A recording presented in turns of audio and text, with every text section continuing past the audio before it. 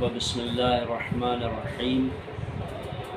احکام دین سیکھنے کا جو سلسلہ ہے ہمارا، ہم آج کا موضوع اس سلسلے میں ہے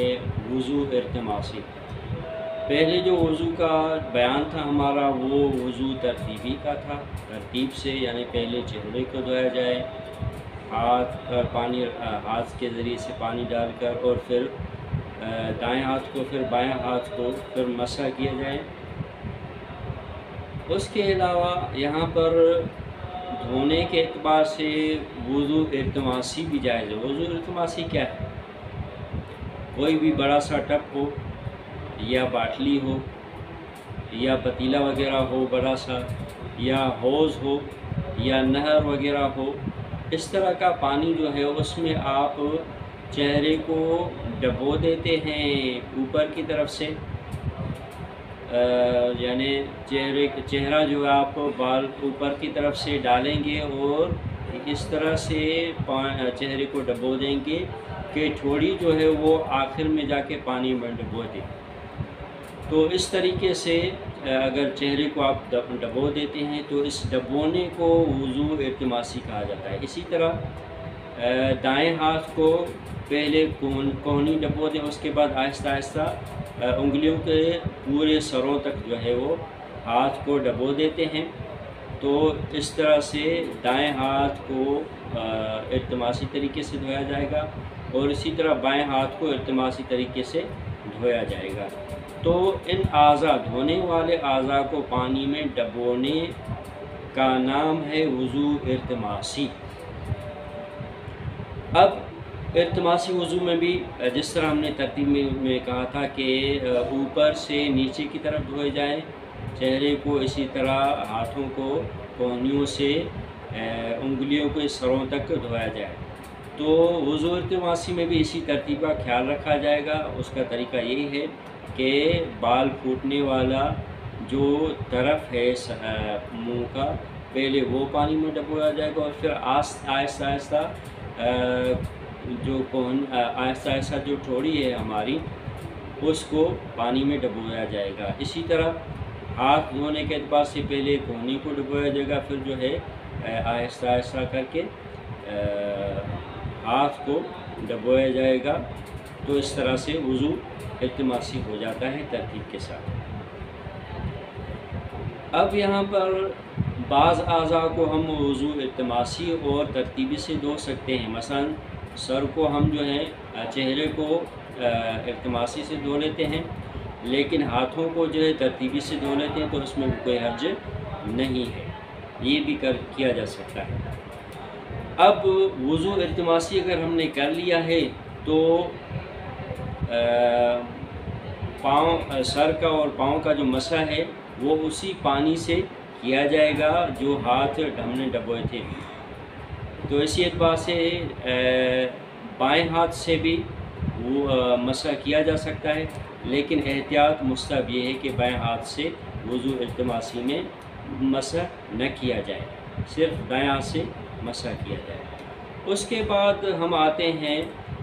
وضو کے صحیح ہونے کے شرائط۔ تقریباً یہاں پہ 11 شرائط ہیں جو وضو کے صحیح ہونے کے لیے شرط قرار دیے گئے ہیں۔ جب وہ 11 شرائط موجود ہوں گے تب جو ہے آپ کا وضو صحیح ہوگا۔ جب وضو صحیح ہوگا تو آپ کی نمازیں اور باقی عبادتیں جو ہیں وہ صحیح شمار ہوں گی، اور اگر وضو صحیح نہیں ہوگا تو آپ کی عبادتیں صحیح شمار نہیں ہوں گی، پھر صحیح وضو سے دوبارہ آپ کو پڑھنا پڑیں گی۔ تو لہٰذا یہاں پر شرائط کا خیال رکھنا بہت ہی ضروری ہے، جس طرح وضو کے طریقہ کار کا خیال رکھنا ضروری ہے، اسی طرح وضو کے صحیح ہونے کے جو شرائط ہیں ان کا خیال رکھنا بھی ضروری ہے۔ تو پہلی شرط جو ہے ہماری وہ یہ ہے کہ وضو کا پانی پاک ہو۔ بس اگر وضو کا پانی نجس ہوگا تو وضو اس سے صحیح نہیں ہوگا۔ البتہ ہمارے پاس احتیاط لازم کی بنا پر ایک اور شرط بھی ہے کہ پانی گدلا نہ ہو، صاف ستھرا پانی ہو۔ بس اگر پاک چیز کی وجہ سے پانی گدلا ہو جاتا ہے تو وہ پانی بھی اگرچہ پاک ہے لیکن احتیاط لازم کی بنا پر کافی نہیں ہوتا۔ مثال کے طور پر حلال جانور کا پیشاب اس پانی میں پڑ جاتا ہے جس سے وہ گدلا ہو جاتا ہے، یا حلال جانور کا گوبر وغیرہ پائخانہ جو ہے وہ پانی میں پڑ جاتا ہے جس کی وجہ سے گدلا ہو جاتا ہے، یا جو ہے وہ جانور مثال کے طور پر مچھلی جو خون جہندہ نہیں رکھتی ہے لیکن اس کا مردار پاک ہے اور پاک مردار اس پانی میں پڑ کے اس کو گدلا کر دیتا ہے، اس میں نفس کو نفرت بھی ہوتی ہے، یا اسی طرح زخم وغیرہ کا ریم جو ہوتا ہے وہ اس پانی میں اگر گر جاتا ہے جس کی وجہ سے پانی میں بو اس کی پیدا ہو جاتی ہے اور پانی گدلا ہو جاتا ہے، تو احتیاط لازم کی بنا پر وہ پانی بھی وضو کے لیے کافی نہیں ہوگا۔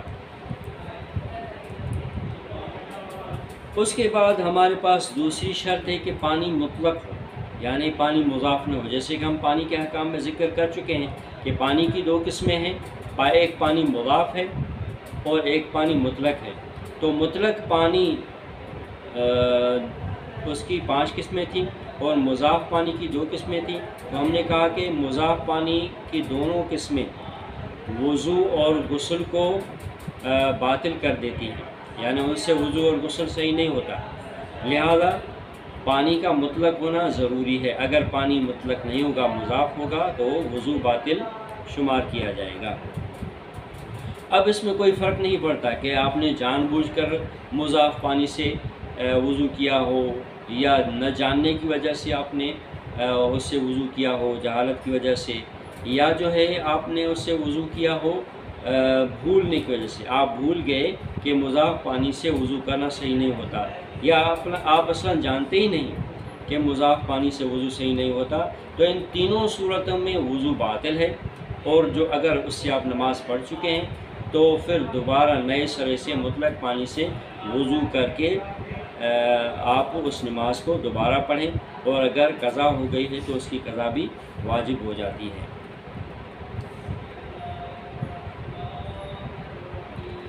اب یہاں پر یہ مسئلہ آتا ہے کہ مضاف پانی کہا کس سے جاتا ہے؟ مضاف پانی وہ ہوتا ہے جو گدلا ہو جائے، جیسے کہ ہم نے کہا، یا جو ہے وہ کسی چیز سے لیا گیا ہو۔ اگر مطلق پانی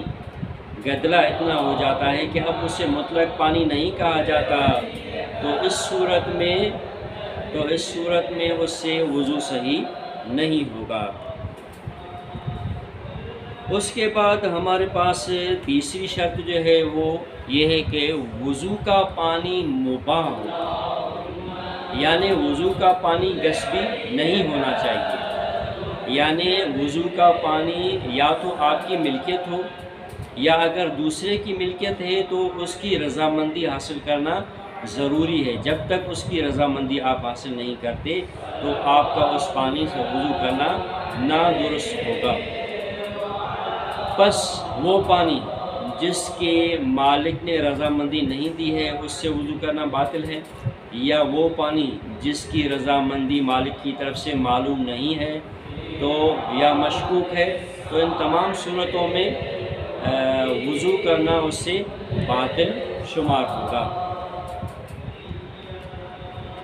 نہ صرف باطل شمار ہوگا بلکہ جو ہے اس سے جائز نہیں ہوگا، فعل حرام ہوگا۔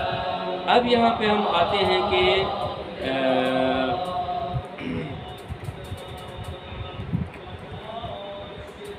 وضو کا پانی تو ہمارا مباح ہے، لیکن جس جگہ پر ہم وضو کر رہے ہیں وہ جگہ غصبی ہے۔ اسی طرح جس فضا میں ہم وضو کر رہے ہیں، مثال کے طور پر ہم اپنی چھت کے اوپر ہیں اور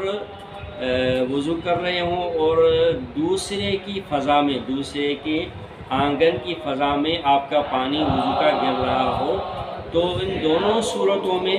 اگر دوسری جگہ نہیں ہے تو آپ پر واجب ہے کہ تیمم کریں اور تیمم کے ساتھ نماز پڑھ لیں۔ بس اگر آپ کے پاس کوئی اور جگہ نہیں ہے یا اور جگہ ہے اور آپ وہ اس جگہ نہیں جا رہے ہیں، پھر بھی آپ یہاں پر وضو کر رہے ہیں، یعنی غصبی جگہ پر یا غصبی فضا میں وضو کر رہے ہیں، تو ان دونوں صورتوں میں آپ جو ہے فعل حرام انجام دیتے ہیں، لیکن وضو آپ کا صحیح ہوگا۔ اب یہاں پر ایک اور اہم مسئلہ آ جاتا ہے کہ مدارس میں یا خاص قسم کی جگہوں میں یا مساجد کے لیے جو وضو خانے بنائے جاتے ہیں، اگر ہر کوئی وہاں پر آ کر وضو کر لیتا ہے اور اسے کوئی منع نہیں کرتا، تو اگرچہ معلوم نہ ہو کہ وقف ہے خاص لوگوں کے لیے یا وقف نہیں ہے، تو چونکہ ہر ایک آ کر یہاں پر وضو کر لیتا ہے، تو اس وجہ سے یہاں پر آپ وضو کر سکتے ہیں۔ اس کے علاوہ بہت اور بھی احکام ہیں جو آئندہ درس میں بیان کیے جائیں گے۔